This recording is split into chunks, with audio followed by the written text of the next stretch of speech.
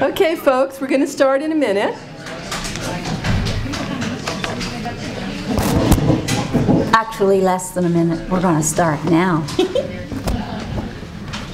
We're just going to start off with a few announcements. I'm afraid I might forget some of these if I wait till afterwards. So first of all, I'm going to announce this, The Sound of Sunlight by Roger Nash, which will be Saturday, December 15th at 2 o'clock. It's free at the Sunnyside branch of the Public Library. Roger Nash is the published author of 15 books, 7 of them poetry. He served as president of the League of Canadian Poets, and he helped create the position of Canadian Poet Laureate. So that will be on Saturday, 2 o'clock at the Sunnyside branch of the Public Library. Followed by a lit grog at my house. This is the whole literary scene. Wow. Now I really want mainly literary people. You bring up people to Do you want to say anything more about that? It's on the notice. There's a notice here. Read the notice. There's more. I don't want to steal any thunder from our wonderful Rod, but you know. This is great. New space at the library. We should all make it be good. Oh, I forgot that part. A lit grog from 3 to 5 at the home of President Susan McMaster of the Canadian League of Canadian Poets. The second thing I wanted to mention was that if you end up coming up here, whether you're part of tonight's fun or for any other reason, there's a wire snaking across. It's black and it's very hard to see, so just be careful that you don't trip over it. The next thing I wanted to announce was something a little more serious. A friend of ours, Blair, what's Blair's last name again? Baird McNeil. Baird McNeil is having surgery on Thursday. He's been a long time devotee of tree, and it might cheer him up even if you don't know Baird, if you would just sign one of these. There's a few cards will be on the back table, and they say things like, "To Baird from tree, grow like a tree," whatever. Just throw your name on there. The more names, the better. Might just cheer him up. Something to do at the break. We will have a short break after our readings. The other thing I want to say was, not that I don't want Rona to talk here, but I don't.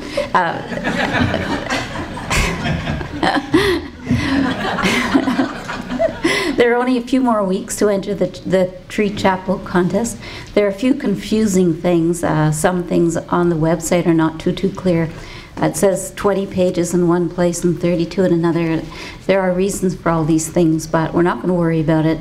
If you submit up to 32 pages, that just allows room for, if your book is chosen as the winner, for a little editing, so it's short enough to go in a chapbook.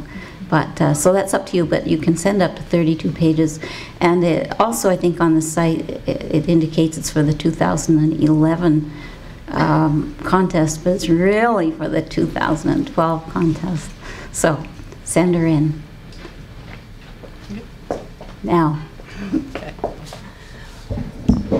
Well, welcome everybody. Thank you so much for coming out tonight. Let's give a warm and special tree welcome to our guest of honor, Rod Pederson, his lovely bride, Liz Bertoldi, and in absentia, because unfortunately she's not well, Jennifer Pederson.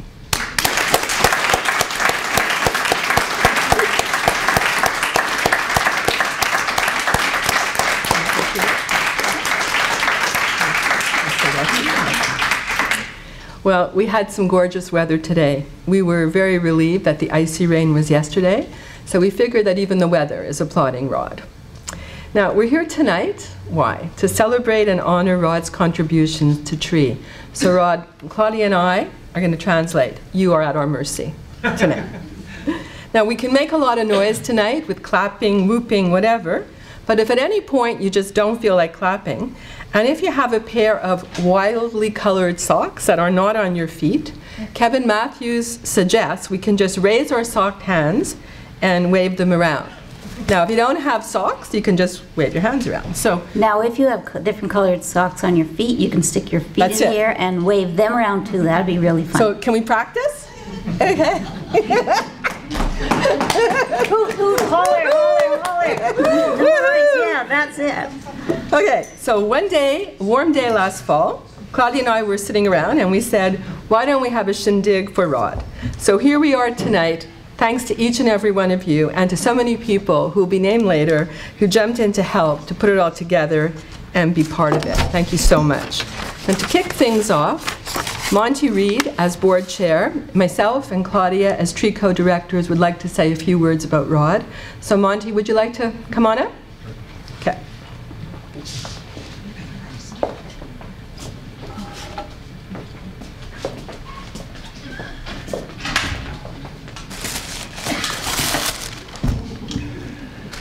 Well, thank you, Claudia, and thank you, Rana. As I was thinking about what I wanted to say tonight, it occurred to me, and it was probably obvious, I actually don't know Rod all that terribly well. I didn't know until very recently that he had a penchant for multicolored socks. And I didn't know until very recently that he's really great in the kitchen. His meals are wonderful. His desserts are salty but wonderful. I've only known him for about 5 years, maybe a little bit longer. And in that time, we've become colleagues and friends. And I'm really pleased to be able to stand here and say a few words of thanks and best wishes to somebody that I do consider to be my friend. I knew about Tree a long time ago, of course. In fact, the very first literary reading I ever came to in Ottawa, decades ago now, when I was visiting, was a Tree event that had Carol Shields read at it. And she was wonderful. I'd never heard of her before either, and she was great. And I've always been impressed by the way that Tree has treated its readers.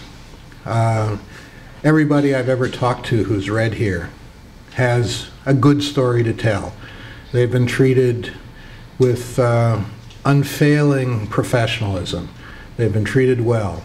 And that word has gotten around.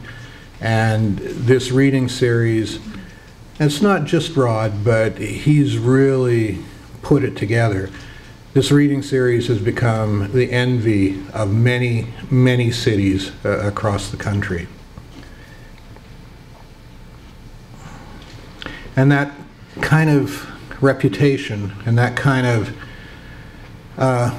feel-good that you get from it only comes about if somebody's paying attention and somebody's working hard at it.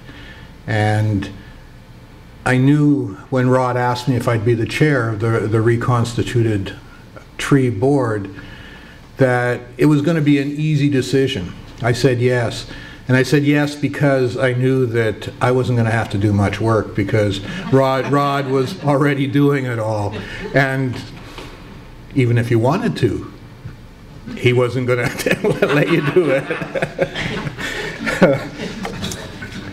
But because I'm the chair of the board, I'm here not only as a friend and not only as a colleague in poetry, but I'm Rod's boss. He reports to me. And I thought about taking advantage of that. I did. There are some reports. There's the current budget, and there's the artistic vision for the next year, and there's a variety of things that we could talk about, but we won't. Actually, one of the few things that I need to do is give Rod his first gift of the evening. And if you'd come up, please. I want to present to Rod, on behalf of the Tree Society, a lovely piece of art from a glass artist who lives in Wakefield. Her name's Janice Moorhead. And if I can get this tape off it, I will show it to you. It's you won't be able to see it from back there, and it's relatively small, but there's a cow in it, But more importantly, is a tree. And it's actually a favorite piece of mine from a favorite artist of mine. And on behalf of Tree, the Society, I'd like you to take this with you as just a memento of your 5 years here. Thank you. And with our thanks.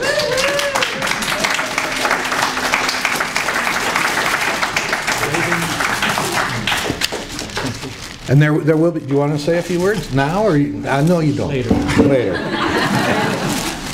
And really, that's sort of the sum of my official duties here today. I just want to say thank you on behalf of the Tree Society, but also on behalf of the poets that have come through here. I've been one of them, and I see others who've read as part of Tree and who dress as part of Tree. And everybody I've ever talked to has been very, very happy about reading here. And I think you can take a great deal of the credit for making that happen. So thank you again.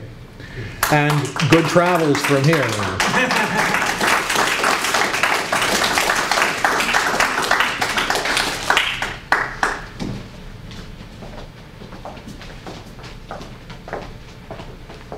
Thank you so much, Monty.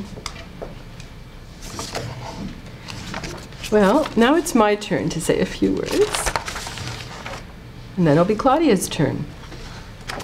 So, oops. Sorry, just get rid of this.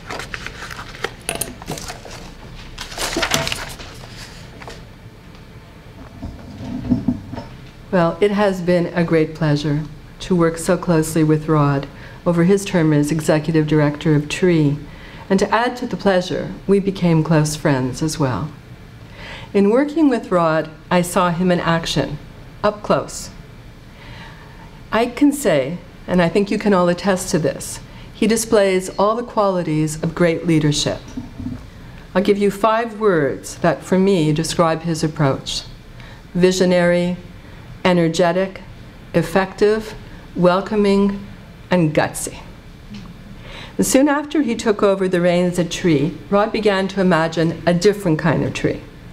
A larger audience, a multi-dimensional venue with excellent featured readers as before, but with a podium, ta-da, and built-in sound system, its mic covered with nylon stockings, PS, that Rod built, good video equipment, pre-Tree seed workshops and master workshops, a Dead Poet Schrodinger's series, a segment at Tree where local poets invite and host a featured reader of their choice, a regenerated open mic, strong links with other series, and much, much more. As soon as he dreamed it, Rod made it happen. Today, as Monty was mentioning, Tree has a national reputation. As an example, Jeremy Dodds and many others have called Tree the best reading series ever. Featured readers write us asking to be invited to Tree and to be invited back. They rave to us and to their writing friends about Tree's warmth and hospitality, our professionalism, our organizational skills. Can't believe we get, the notices out so early to them, and so on. Our hosted dinners before their readings, and much more. Word does get around. Rod makes our featured readers feel special and welcome. He has hosted many poets overnight at his home. They are the lucky ones, receiving the bounty of Liz's delicious pancake breakfast. I think that was Rod's excuse for inviting them, basically, to get some pancakes. And Rod and Liz's charm and conversation. Rod has been particularly brilliant with growing Tree's budget. Funding bodies know a good series when they see it, and with the relationship that Rod has cultivated with them, they responded very generously to Tree, even in times of cutback. And Rod added a team to Tree, with Brian Peary running our web, Pearl Peary managing our Tree Seed workshops, Leslie Strutt and her gang managing Schrodinger's, and now our new administrator, Dave Curry. In the midst of all this change, which would be more than, imagine, 3 people who are going to take over Tree, could do, so 3 people to take over from 1, and related work, Rod decided that Ottawa needed to have a world-class poetry festival, and voila, a world-class verse fest. Speaking personally, Rod has been a great source of support. To me, there have been many times when I was away and Rod generously took over or stepped in. He is kind, he is generous, he was always there. He has never said no to anyone asking anything of him. So Rod, from me to you with much love, thank you for asking me to be your co-director. Thank you for lifting Tree into the stratosphere. And most important, thank you for being my dear friend.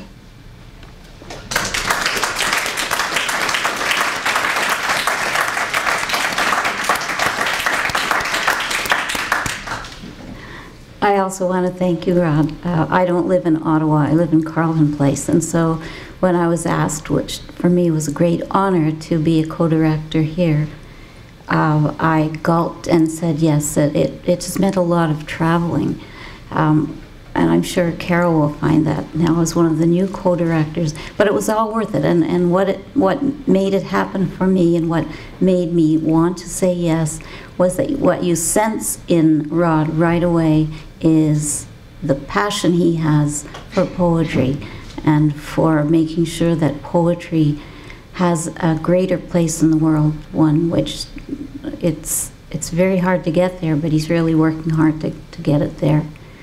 The other thing about working with Rod is that if you had a good idea, he didn't hesitate and ho and hum. He just sort of latched on. Do it, he said. He left it to you to do, which was great. There was no micromanaging. You know, he gave you the job, and there you were. And that is a great gift, Rod. And we who have been the benefit of that really appreciate it.